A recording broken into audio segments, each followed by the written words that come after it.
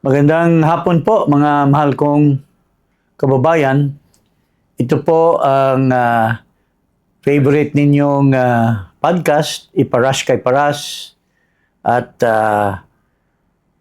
malaking bagay ito para ipaabot namin sa ating mga kababayan na kanina po ay nagkaroon pong pagpupulong ang iba-ibang mga parallel organization na sumusuporta sa mga Duterte.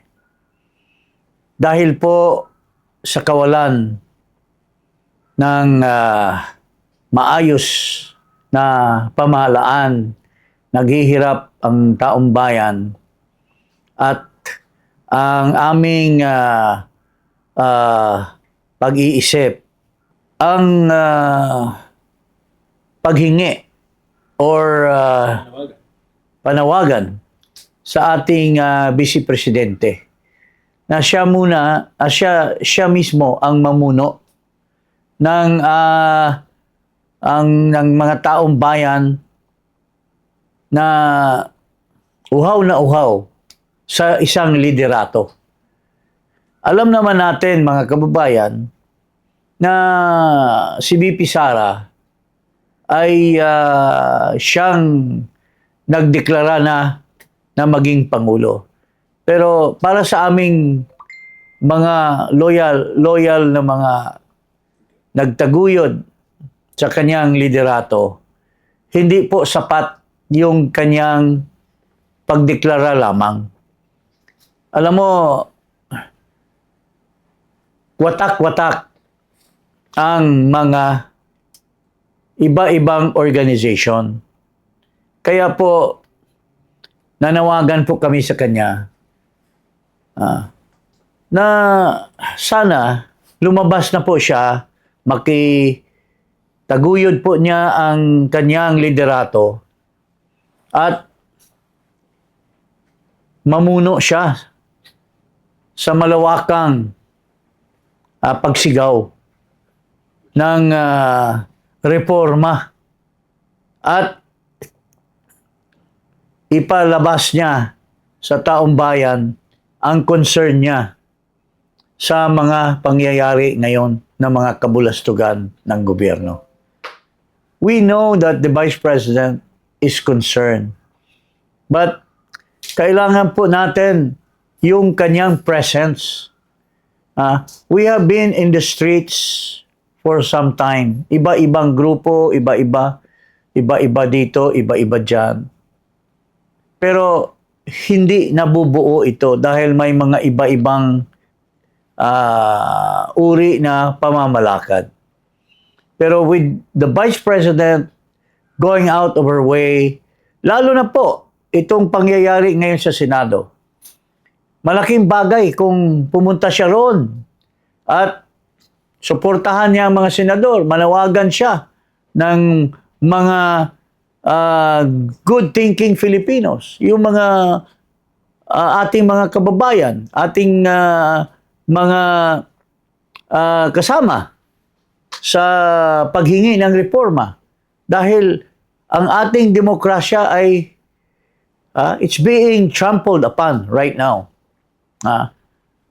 The senators themselves do not even follow the Constitution.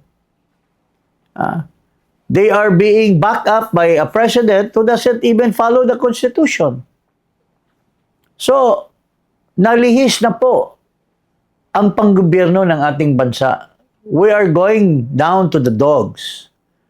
So, kami po, kanina ng umaga, nagsama-sama po kami at nananawagan muli sa ating Vice President. Please, Madam Sara Duterte,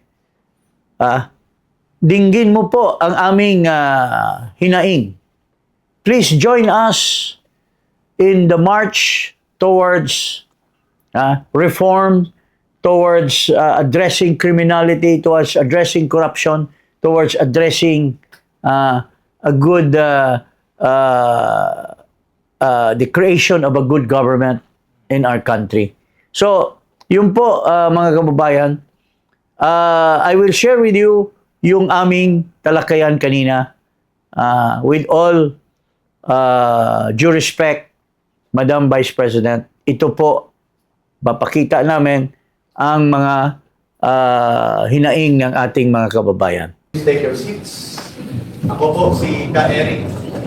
And maraming salamat ang nandito kayo. Ako po ay nagre-represent ng grupo ng Bangon Sambayanan. Bangon Sambayanan mainly po ay organisasyon ng mga dating rebelde, mga dating kadre na nagbalik loob sa gobyerno, especially sa panahon ng previous government ng Pangulong Duterte, and we build organizations on the ground. Kaya po tinawag namin Bangon Sambayanan to advocate for good governance, for reform, and genuine peace sa isang matino na panggobyerno. Pero kami po ay na-frustrate ang aming mga mass-based area dahil napabayaan po ng gobyerno ni Marcos ang kapakanan ng mamamayan. And for almost 4 years, nagtitiis po kami, kaya kami sumama sa grupong Kampilan. Natipunan ng mamamayan para sa bayan to advocate for reform and good governance. Kasama ko po ngayon, introduce ko lang briefly, bago po ang pagpapahayag. On my right, ay ang galing sa grupo ng mga retired uniformed military officers and police officers. Sila po ay naglingkod sa kapulisan, sa hanay ng security sector. Pinapangunahan po ni retired General Daus. And then si former Navy Captain Ray Valeros, si Colonel Priasa, and si Lieutenant Tadima. And of course, ang aming tagapangulo po ng 25 strong coalition members and alliance network of Kampilan. 25 organisasyon po ito na aktibo, pinamunuan ni dating political advisor to the President Pangulong Duterte, Attorney Jane Paz. Ito siya. Si Attorney Maniluna is a crusader lawyer against graft and corruption, and he is part of the advocacy for reform and good governance na nakakalubilo namin sa Kampilan. Para sa Metro Manila, SAGSA. Okay? And then si Brother Henz, siya po ay isa sa main organizer, mobilizer ng riding community in the country. Yung mga riders at lahat po na nakikihay sa motorbike. Si Henz ay Duterte Riders Team, Riders Team, and Duterte Group of Rider Philippines. malaki po ito ng community. At kami naman po ay network mainly ng urban poor communities sa Metro Manila and cities. Inday Cares, kasama po natin sa paralel ang non-government organization na Inday Cares. They care and they cannot less care. So therefore they are here. They always care. So ito po, una, number 1, malalak na po at malalim ang problema ng ating bansa. Paulit-ulit po ang mga paglubha ng kahirapan, kaguluhan sa politika, at ang tinatamaan po taong bayan, mga mamamayan. Democratic institutions are being destroyed systematically, never seen before since after the martial law sa tatay ni Bongbong Marcos Jr. And so therefore, kumilos ang taong bayan. Pero sa pagkilos na ito ng taong bayan, mga kababayan, nakita po natin na isang malaking kakulangan na nanawagan tayo ng pananagutan at ng paniningil ng taong bayan sa 1.9 trillion pesos na pandarambong sa mga ghost or mga substandard flood control projects. Nanawagan tayo sa pag-abuso at pagwaldas, pagkurakot sa pondo ng bayan, and yet, dinided ba tayo ni Marcos Jr.? I'm talking about yung tayo, yung mamamayang Pilipino. Wala siyang pakialam at bagkus pinalala pa niya ang krisis politika at pinalala pa niya ang krisis sa ekonomiya. People are in miserable conditions right now, mga kababayan. Kaya po, sa pag-uusap na ito, maraming salamat sa inyong pagdalo dito. We are bringing out the message. Ang taong bayan na naninindigan ay kailangan pagkaisahin. Kailangan may mamuno upang ito ay mabuo bilang isang malakas na pwersa sa pagsusulong ng mapayapang pagbabago. But, hindi magaganap ang pagbabago kung walang mamumuno, kung walang direksyon, at kung kalat-kalat ang mga inisyatiba at mga pagkilos.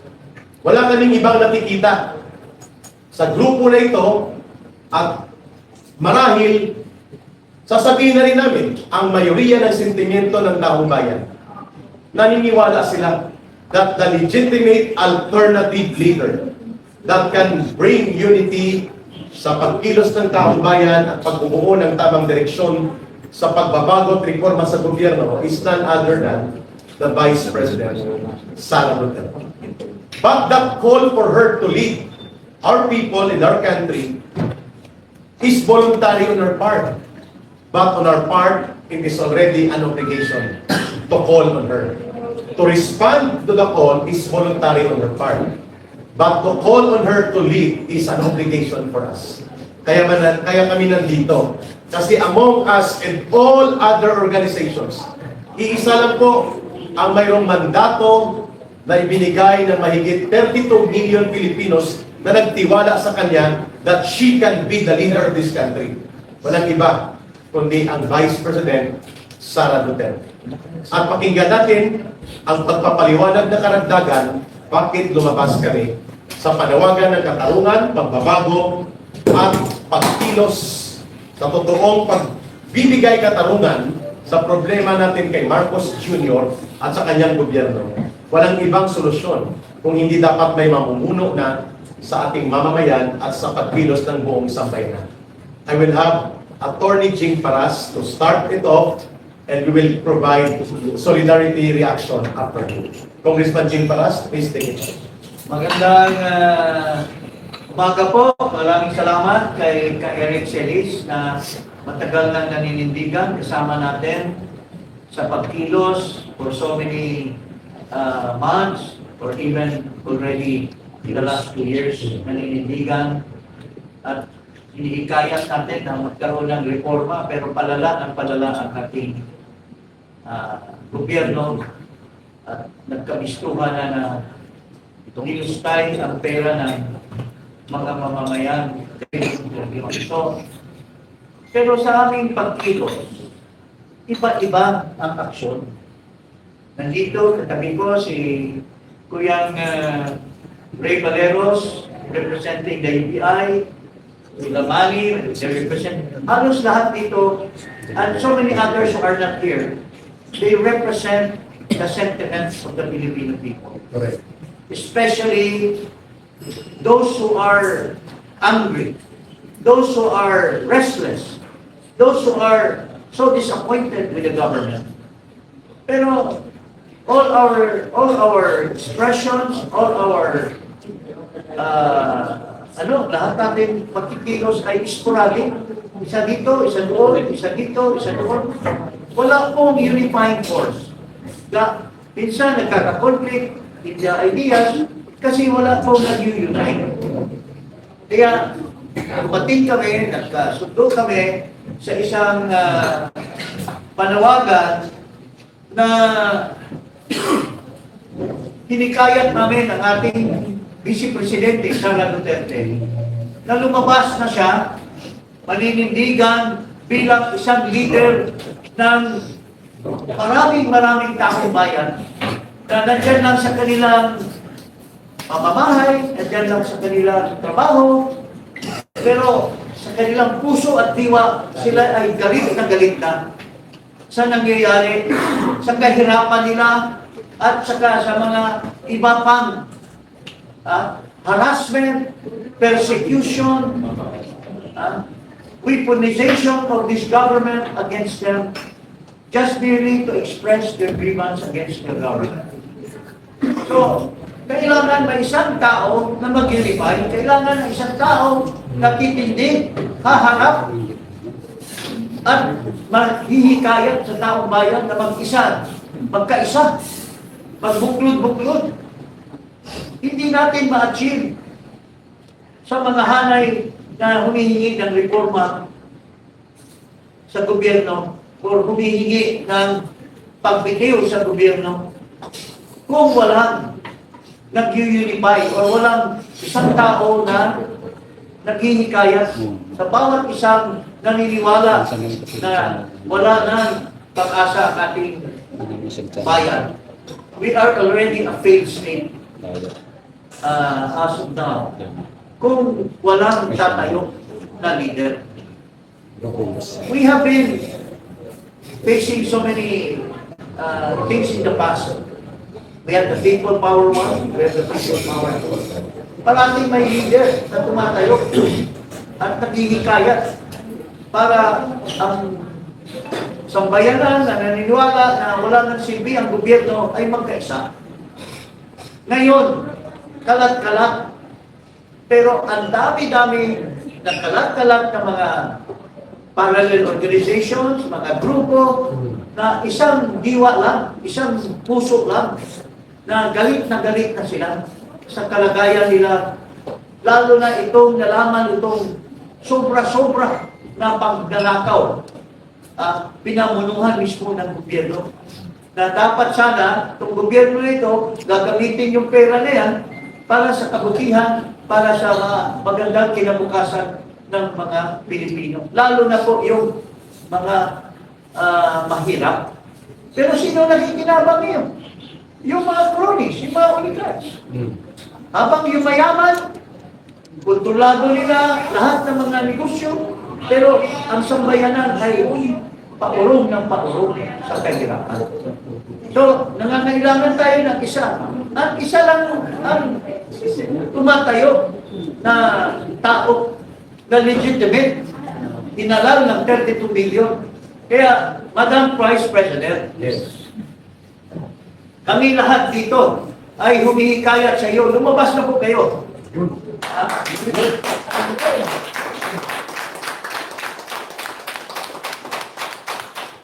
Sabi po kayo na tatakbo kayong presidente.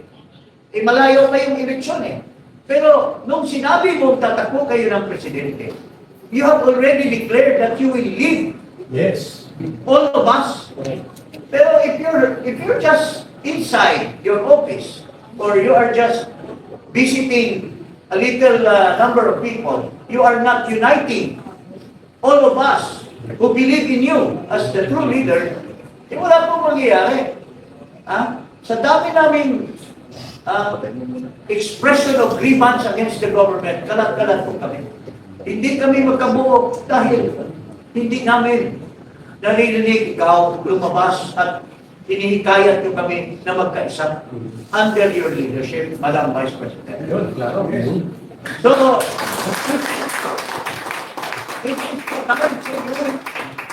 to wake up, wag mo na po ulitin, Madam Vice President, yung pag-asa namin sa iyo noong 2021, na ikaw na ang tinignan ng taong bayan sa survey, you are the real president. Yes. But you failed us at the time. You instead helped this bangag person. You helped him to become president. And look at what happened because of your help. Disaster. Naging disaster ang gobyerno. Disaster. Nakulong pa yung tatay mo, nilabas pa sa ibang bansa. But we are not blaming you because We are not. these are decisions to have to be made. But if you fail in one, you should not fail in the second. Kami po lahat, Madam Vice President, nandito po, tumitingala sa iyo to lead us now, or we will never have peace, we will never have reform. All the things in government will prosper as they are being covered up by themselves. Especially grabbing power in the Senate. At ito mismo Marcos na ito, alam niya na labag sa konstitusyon, violation sa konstitusyon, pero kinantihan pa niya or sinuportahan pa niya itong balik na tinatawag nilang majority na hindi naman nag-aalpas sa real majority which is 13. So, I give the chance to the others po na manawagan din po sa inyo, Madam Vice President. Please lead us please be our true leader, and you should come out in the open and ask everyone to join you to denounce this failure of government of this Marcos administration. Yun lang po, mga kababayan. Maraming salamat kay Congressman at dating political advisor Jing Paras. Malinaw ang panawagan ko. Sara must lead the Filipino people to redeem the country before it's too late that we will all be destroyed by this morally bankrupt, plundering and corrupt government of Marcos Jr. Bibigyan po natin ng karagdagang panawagan ang aking mga kasama doon sa panawagan na Sara must come out to lead the people and lead the redemption of the country.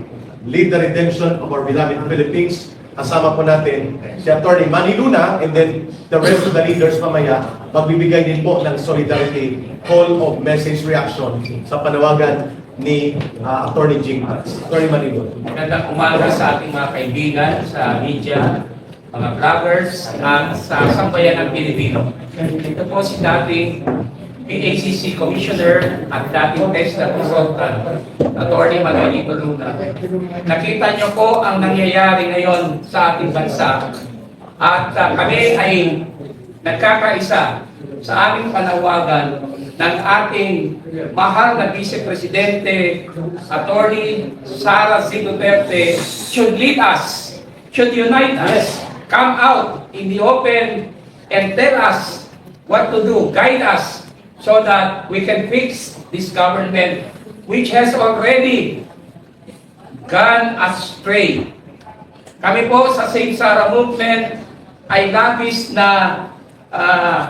ang aming puot dahil sa ginawa ng House of Representatives na pag-file ng isang bogus articles of impeachment laban sa ating Vice Presidente na naniniwala kami ay biktima ng harassment at political machinations dahil takot sila na siya ay magiging presidente at makukulong sila. Now, I would like to call the attention of the Senate. Itong grupo ni Senator Gatchalian. There is a possible violation of Article 177 of the Revised Penal Code dahil ang kanyang pag-angkin sa posisyon first as Senate President pro tempore violates Article 177 of the Revised Penal Code. Bakit? Because that position belongs to Senator Loren Legarda, the Senate President pro tempore. Therefore, he is in violation of the provision because he is claiming an authority that does not belong to him. He is usurping that authority of Senator Loren Legarda. On second point, he is in violation of Article 177 of the Revised Penal Code for exercising the functions of Senate President Alan Peter Cayetano, the Senate President. So dalawang beses niya binayolate ang Articles 177 of the Revised Penal Code. Inangkin niyang posisyon ni Senator Legarda at ginagampanan niya ang functions ni Senate President Alan Peter Cayetano. Another, there may be disorderly conduct on his part. Why? Because he knows that he is in violation of the law and yet he persists in his violation. Continuous. Yun po ang aking point dyan. That's why, as a citizen, we might file the necessary charges against Senator Otis. Kung pakialam kay Senator Erwin Tulfo, he said nobody. Bago lang siya. Yes. No? Let the others do something about him. But ito kay Senator Gatchalian, we will take proper action against this fellow. Salamat. Okay, BP pala para malinaw. Yes. Yung should lead the country and redeem our people. I would like to involve the Save Sara Movement, NCR, and Save Sara Movement Cebu, and Save Sara Movement Bohol.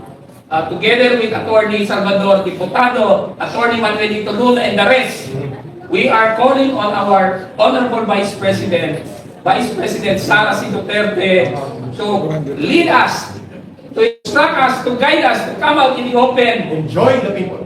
and fix our country. Masyado na po, Madam Vice President, sinisira ng gobyerno ito ang ating pamahalaan. Very good. Maraming salamat, Atty. Manny Luna. Malinaw ang panawagan at ito po'y tuloy-tuloy na at ito na ang aming sabi kanina obligasyon. She may not respond immediately and she may know it voluntarily only on her part, but on our part, it's our obligation to recognize a leader at siya kinikilala naming mamumuno. Let's call on retired General Warlito Daos for his brief solidarity call and then to be followed by Brother retired Captain Ray Valeros and Brother Hennis. Go ahead, General Daos. Sa inyo lahat, kasama ko po ang aking represent po ang MUP, Meling Uniform Para. Nasabi ko na, noong kong 2 months ago, kaya ko kay Congressman Para, kasi na-observe ko po na nagkakawatak-watak po ang mga karalulo. Kasi hindi lang isang samahan ng organisasyon ko. It's GL, Bangko Pilipinas, yung mga Parak, yung Daikil, tapos yung mga iba, nahintayat ako ano. Inaano ko po, nagkakaiba ang nila, ang interest nila. Nag-vlog ko nga po ako noong 2 months ago. Hinahanap ko kanina, kaso na-erase na pala yung vlog ko. Na, kino-call out ko si Vice President Sara Duterte. Na, inano ko sa sarili ko. Inano ko po yung wordings ni Senator Benigno Aquino. Am I worth dying for? Kasi lumalabas po ako, tinataya po namin ang buhay namin dito. Lalo kami mga retired. Tapos, inano ko rin po doon sa vlog ko. I'm not, pinipil for nothing. I'm pulling out, dapat lumabas ka, Presidente, tayo Vice President. I-lead mo po ano, dahil nakakawatak-watak na kami. That is 2 months ago. Ngayon, nandito na po. Ang formal na panawagan. Okay. Sana po, Vice President, lumabas ka na. Ayun. Nagmapang-awa po kami sa iyo. Lead us, being a true leader. Kasi inyo po ang simpansya ng sambayan ng Pilipino. At ikaw lang ang pinagkakatiwalaan ngayon. No more, no less. Ayun. You owe to the Filipino people na i-lead. Hindi ako tumatawag ng revolusyon i-lead niyo po ang direksyon ng mga sumusuporta sa inyo. Baguhin natin, i-redeem natin ang dignidad ng isang Pilipino. Maraming salamat. Maraming salamat, Retired General Warlito Daos. From the other group and coalition, ay pakinggan natin ang brief but solid call of reaction and response mula kay dating Navy Captain Ray Valeros ng United People's Initiative. Maraming salamat Kuya Eric Celis.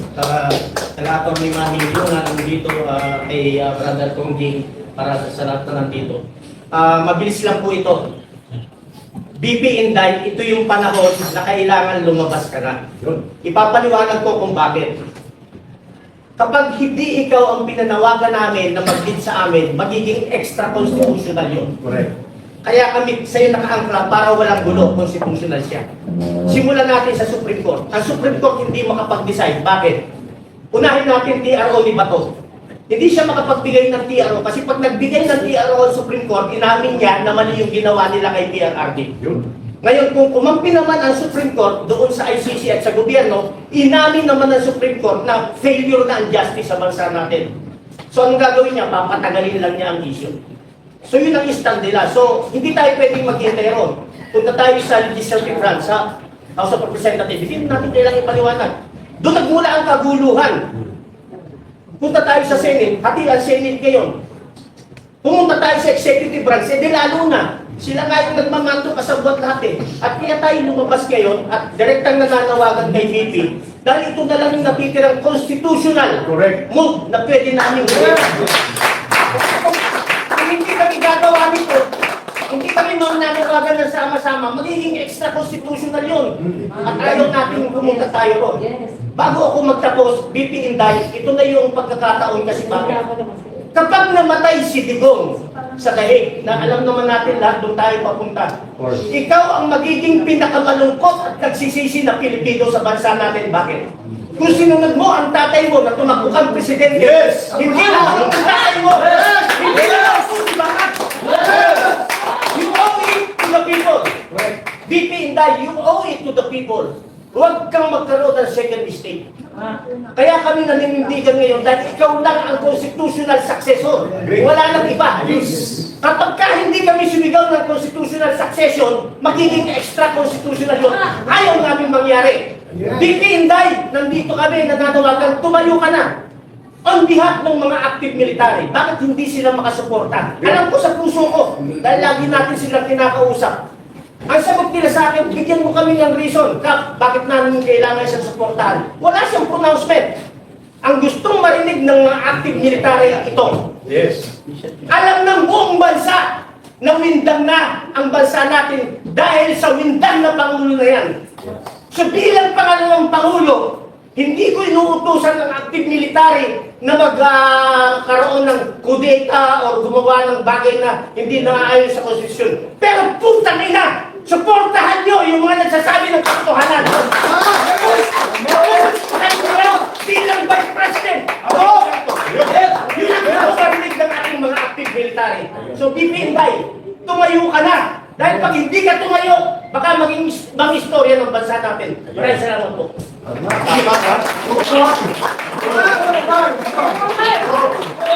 Ito ay sentimiento mula sa mga retired military and police officers, men and women in uniform.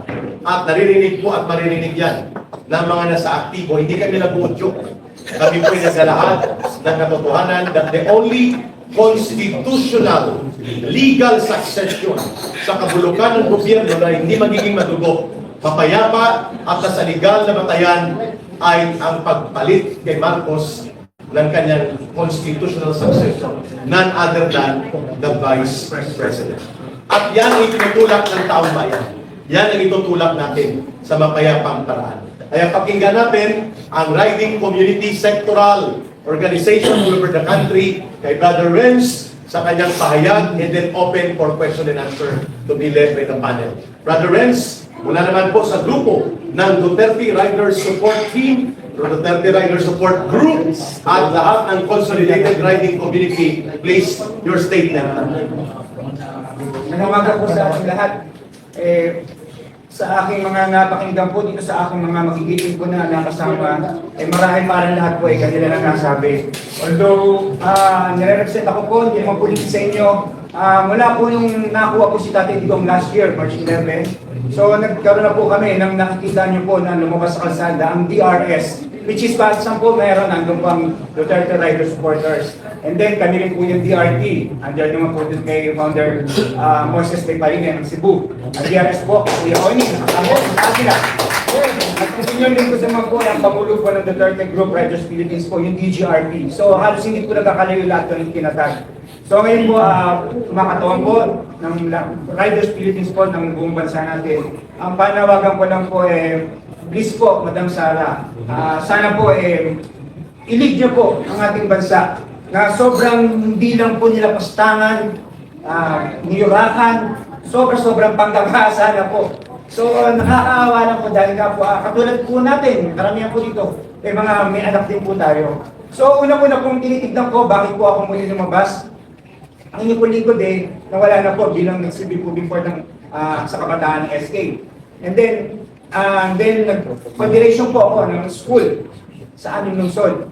Tapos ngayon po, kaya ako lumalabas dahil nga po, nakikita ko po, kung mapapansin nyo po, ang ating mainstream media po parang lagi ang balita na lang po puro ang kay sa BBC, lahat po, parang kung titignan nyo po, everyday, kayo po, mga vloggers, di ho ba, Wala na ho dun yung merong binahasa, pinatay, hinold up ng adik, riding in tandem. Ako po mismo, relative ko, ilang beses to, di mo ba, inablutan. Laging wala na po yung gano'n, kinuhaan ng motor. So kailangan po natin ng peace and order. Kaya po, naaalala ko po lagi yung si Tatay Digo. Kaya kailangan po natin talaga na may mamuno po sa atin, legitimate, which is si VP Inday Sara. Yun lamang po. Yun. May I request you to please stand up. Congressman King, Brother Renz, ito po yung final call namin for the question and answer. Kami po ay nananawagan na ang pinagbumulan ng kaguluhan ito ay si Marcos Jr. Siya po ang pasimuno ng sakutahi at kaguluhan sa Senado. Siya din po ang itinuturong mastermind of all evidence and all witnesses. Siya po ang nagpasimuno ng tinatawag na monumental restoration of graft and corruption in the country. At ngayon, lugmok ang buong bansa. Ikahos po at naghihirap ang milyong-milyong mga Pilipino. There is no solution clearly but for Marcos to step down. At kung hindi po siya magre-resign, hindi rin po kami titigil sa mapayapang pagkilos na ito. And there is only one way to move forward but to call on the Vice President to offer herself to lead the country and the people in a peaceful way, in a peaceful manner, in a peaceful action that will unify all initiatives calling for Marcos to step down and protect the institutions of democracy. Kaya po kami nananawagan. Let me Yes, Congressman. say this as a parting word. Tayo po lahat nagsakripisyo. Because we are not after kung sinong papalit, but we are after na matigilan na itong paggagahasa ng gobyerno ni Marcos. Kaya tayo, we have risked our lives, we have said words that may be taken by the government sa kanilang lawfare, yung oppression. Kaya, once more, nakikiusap po ako. I appeal to you, Madam Vice President, Yes. na if marami po na sektor ng mga Pilipino na nagsakripisyo, risking their lives, you have said you're going to become president. Why don't you sacrifice yourselves also together with us? Yes. Join the ranks of the people. And join us, and you should be the leader. Pag tumayo po kayo dyan, manawagan kayo, nandiyan po kami lahat. Yes. Tama. We will support you. Tama. Yes. To our blood and death, we will support you, Madam Vice President. Klaro. Yun lang po. Ayan po, napanood nyo ang mga iba-ibang panawagan, and I hope this will be something that the Vice President should contemplate. Because kung walang unity, walang mamumuno, walang tatayo na isang leader, watak-watak po. And even if watak-watak, kung pag-isahin lamang ng ating Vice President, we will have a multitude of people who will be supporting democracy, supporting good government, and even to the extent that this present corrupt regime will even tender their resignation. Yun po, mga kababayan.